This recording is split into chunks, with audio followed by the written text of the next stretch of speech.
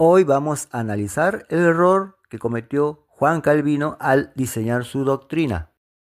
Según la doctrina de la gracia, la salvación no se puede perder porque la salvación es por gracia y no por obras.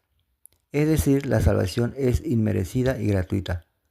Según Calvino, Efesios 2, 8, 10 lo enseña de esta manera. Pero Mateo 7:21 enseña otra cosa. Aquí enseña que existe una condición para entrar al reino de los cielos, que es hacer la voluntad de Dios.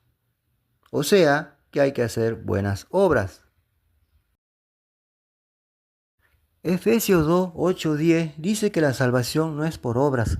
Sin embargo, Mateo 7:21 enseña que para entrar al reino de los cielos hay que hacer buenas obras. ¿La Biblia se contradice? Para examinar esta aparente contradicción, pondremos por ejemplo la vida de un cristiano llamado Manuel. Un buen día nace Manuel y comienza su vida como la de cualquier hombre. Hasta que a los 25 años de edad conoce al Señor Jesucristo y a partir de ese momento Manuel se convierte en un cristiano que vive bajo la voluntad de Dios. La vida de Manuel continúa como cristiano. Hasta que a los 80 años Manuel muere y entonces Manuel entra en el reino de Dios. Vamos a suponer que apenas muere, entra en el reino. Y ahora a prestar muchísima atención. Efesios 2, 8, 10 enseña que la salvación en el reino de Dios no es por obras, porque es solo por gracia. Pero Mateo 7, 21 enseña que para entrar al reino de Dios hay que hacer la voluntad de Dios. O sea, hay que hacer buenas obras.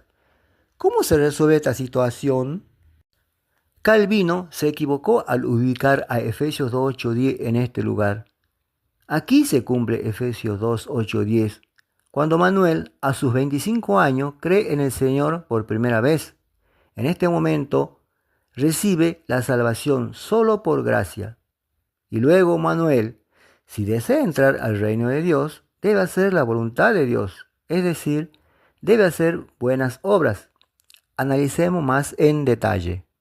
Desde que Manuel nace y hasta los 25 años es la época de mundano de Manuel, porque él no conocía a Dios. Y desde los 25 hasta los 80 años ya estamos en la época cristiana de Manuel. Cuando Manuel cree en Cristo por primera vez a los 25 años, recibe salvación solo por gracia y sin obras, es decir, salvación inmerecida y gratuita. ¿Por qué no se piden obras? Por la simple y sencilla razón de que Manuel era un esclavo del pecado y no conocía la voluntad de Dios.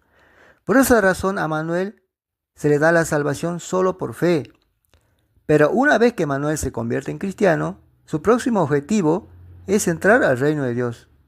Y para poder entrar debe hacer la voluntad de Dios, o sea, debe hacer obras. De esta manera vemos que existen dos momentos fundamentales en la vida de un cristiano. En el primer momento, para recibir la salvación gratuita, solo interviene la gracia de Dios y la fe del hombre, que es lo que describe Efesios 2, 8, 10. En el segundo momento, describe el ingreso del creyente al reino de Dios, y para lograrlo, a la gracia y a su fe debe añadirle una constante actitud de obediencia para que pueda vivir haciendo la voluntad de Dios, porque la obediencia es la que produce las buenas obras.